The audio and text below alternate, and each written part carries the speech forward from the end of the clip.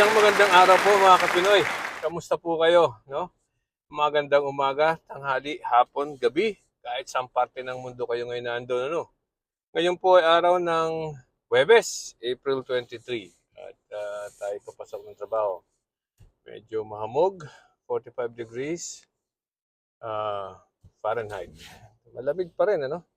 Hindi katulad last week, talagang uminit. Kala ko dire-diretso na. Ngayon, medyo lumubagsak na naman. Isang araw po, nag-below freezing. Yung mga itinanim kong talong. Yung mga itinanim kong talong ay nagkang mamatay. Bibili na lang uli ako. Anyway, so, medyo mahamog. Kailangan buksan ng bintana para makita yung mga magkocross. Okay, at any rate, kahapon, April 22, aba, double whammy ang nangyari sa pamilya Duterte. Ano ba ito sinasabi kong to? Double whammy. Diba? Dalawa pong historical fact ang nangyari yesterday. Kasi po, kahapon ay unang-una dito sa kaso ni Digong sa ICC. Ano? At padalawa ay doon sa impeachment trial o impeachment hearing ni Sara Duterte sa Pilipinas. Okay, isa-isahin natin yung dalawang yan. Ang una, ICC hearing ni Digong. Ano? Sa ICC hearing ni Digong, anong nangyari doon? Ano? Kinonfirm na po ng ICC with finality na may jurisdiction ng ICC sa kaso ng crimes against humanity against Rodrigo Duterte. Ano? Kinonfirm na po. So, alam nyo, matagal na po ito. Halos isang taon na itong kinokontest. Hindi lang isang taon, even before the case was filed at ICC. I mean, before na mahuli si Rodrigo Duterte, ay kinokontest na po ng mga DDS at ng mga abogado ng mga Duterte na walang jurisdiction ng ICC. So matagal na po natin itong dinidiscuss. Napakarami na po siguro nating nasabi dito at marami na rin po ang narinig ninyo na talaga namang meron namang po talagang jurisdiction ng ICC. Kasi po ang ICC ay ang jurisdiction nila even yung mga kaso na nangyari during that time na tayo ay nasa ICC pa. Ayan po ay under the jurisdiction pa rin ng ICC. Alright? So, kahit po tinanggal na tayo ni Digong noong 2019 sa ICC, ay yung pong cases or incidents or crimes that happened before we got out of the ICC jurisdiction or membership of ICC ay fog reported ahead. Napakadilim nga naman po ngayon. Anyway, kahit po tayo tinanggal ni Digong before after ng effectivity ay 2019, ay yung po mga nangyaring kaso o mga ginawa niya before 2019 ay under the jurisdiction pa rin ng ICC. So ngayon ay palagay ko matatahimik na sila. Even ito pong si Salvador Panelo na avid pa ni Digong ay sinabi na nako ay matatalo matatalo. Okay. So mukhang they've given up the hope, by next week magkakaroon naman po ng decision tungkol kung matutuloy ang confirmation of charges, which I think since meron jurisdiction ngayon ay matutuloy po yan, confirmation of charges. Okay? So, mukhang talagang panahon na para pagbayaran ni Digong ang kanyang mga ginawa. Hindi lang sa mga biktima ng drugs, kung hindi sa buong Pilipinas. Ano po? Ang pinagtataka ko lang, may edad na itong si Digong. So bakit hindi pa agad, hindi pa agad ituloy ang hearing kung ano-ano pang patagal ang ginagawa ng mga abogado niya. Kung ganun talagang wala silang kasalanan at walang ginagawa si Digong na masama, ay harapin nila ang kaso at ituloy na ang kaso habang buhay pa siya. Right? Pero I think, on the second thought, palagay ko talagang pinapatagal nila para kung sakali matodas na itong si Digong habang nasa kulungan at wala pang ang tawag dito, wala pang desisyon ng ICC, ay di he died an innocent man. Ano? Walang conviction, so innocente siya. I think that's it, ano? Okay. Tell me if I'm wrong. Inyo pong mag-just comment, ano? Anyway, so yan ang unang wami sa mga Duterte kahapon. Padalawang wami sa mga Duterte ito, no? Aba, di nagkaroon ng hearing uli kahapon sa Justice Committee ng tungkol sa impeachment nitong si Sara Duterte, no? So, lumabas na po at nag-testify itong si Sunny Trillanes, Sunny Trillanes at saka ang AMLAC kahapon.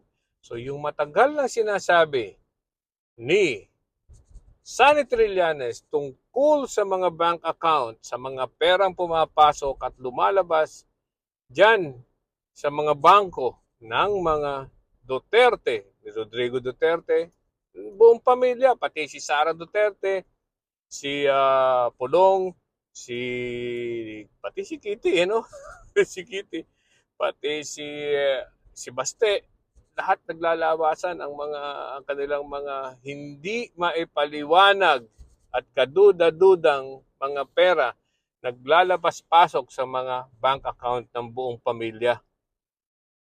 At ang sabi ni Trillanes, itong mga to ay may ebidensya na galing lahat at idineposito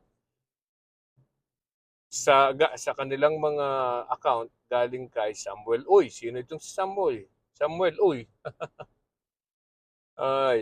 Ito po yung drug lord. Ito yung drug lord sa Davao. Okay?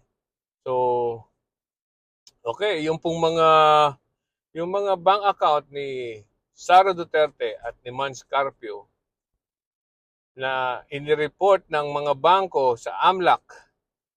Ang AMLAC po ang nagpipresenta nito, ay di lumalabas po lahat ng pumasok sa mga bank account nila since year 2000 ata, if I'm not mistaken. Correct me if I'm wrong. Ay umaabot ng 6.7 billion pesos. 6.7 billion. Napakalaking pera. Hindi lang po yan milyon, billion na ang pinag-uusapan natin dito. Ganun ang nasa salin, wala pang 100 milyon. Napakalaki ng diferensya. Ano po? Ang laki. Ngayon, saan nanggaling yan? Ano ngayon ang masasabi ng mga DDS dyan? Saan nila ipaliliwanag yung mga kwarta na yan? Right? May nagsasabi na, yan naman mga perang yan, hindi pumasok during the time na Vice President siya. That's true. Totoo po yan. Pero hindi ang pinag-uusapan natin dito. Ang pinag-uusapan natin dito, paano niya na-accumulate ang ganon kalaking pera habang siya ay nasa gobyerno. Di ba? Na dapat idinideklara sa SALN. Alam niyo po, dyan natanggal si Corona, di ba? Sa SALN. Diyan din po natanggal si Sereno sa SALN. Yung kay Sereno nga, hindi lang pagpa-file ng SALN even nung panahon siya if I'm not mistaken, nung panahon pa na siya ay profesor sa UP. Right? Pero ngayon, itong kay Sara Duterte, 6.7 billion.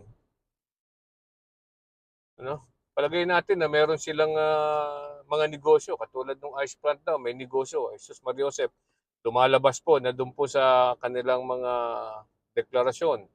Sa ice plant nga daw, baka lugi pa. Sabagay, magandang negosyo ang ice plant, ano? Mabili at hindi ubos. Ubos ang yelo. And, so, yan. Eh, siguro naman, hindi naman ganun kagaling yung law office ni Manscarpio, yung asawa, no? Yung dalawa. Para bayaran ng ganyang kalaki ng mga retainer. No? So, yan. 1-2 punch, ano? Ano kaya ang mga iniisip ngayon ng mga taga-suporta ng mga Duterte? Ang balita ko po, kahit itong mga nasa House of Representatives, noong nagdeklara daw si Sara Duterte na tatakbong president, ha? Aba, ano daw ha? Marami daw nagsabi na mag-a-abstain, a-absent sa botohan. Kung sakali, para kung sakalit magkaroon na ng botohan sa impeachment, kung sakalit yun ay dadalhin sa Senado, ay a-absent sila o mag-a-abstain, natatakot, ano? Alam niyo po yung mga politiko sa atin, talagang ganyan yan eh. Kung saan sila makikinabang, doon sila, no? At siyempre, nakikilaro sa politika, no? Pero kahapon daw, may mga balita na, nako, nagbago na.